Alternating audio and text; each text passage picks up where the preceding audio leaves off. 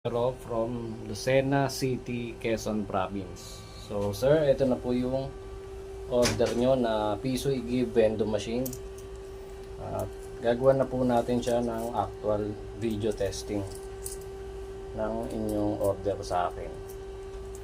So una po natin titestingin ay yung Piso 5, 10, saka 20. So unahin po muna natin yung Piso na luma, then patapusin muna natin yung oras, saka natin titestingin yung ibang barya hanggang sa maubos natin.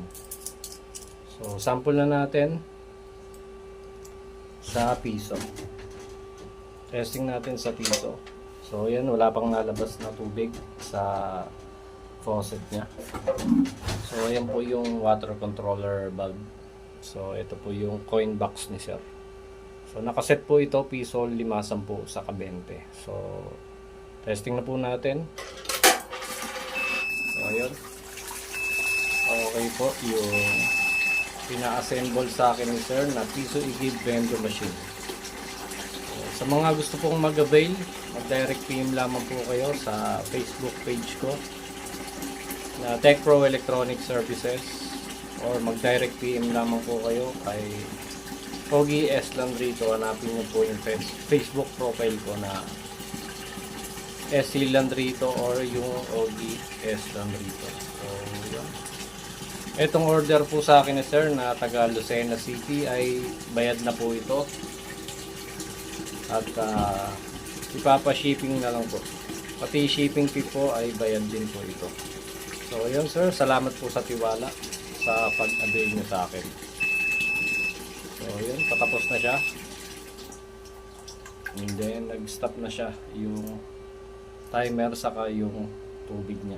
So sample naman natin yung Piso 5, 10, saka 20. So tuloy-tuloy na to guys. At i-stop ko na rin yung tubig kapag nahulog na natin at na-testing ko ng ibang coins para hindi sayang yung tubig niya. So sample na natin yung ibang barya. Piso. So okay, magana ulit 5 na bago.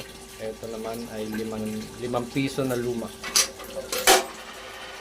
then 10 pesos na old coin. Ay, nalaglag. 10 piso na luma, then yung 10 peso na bago, and then yung 20 peso coin.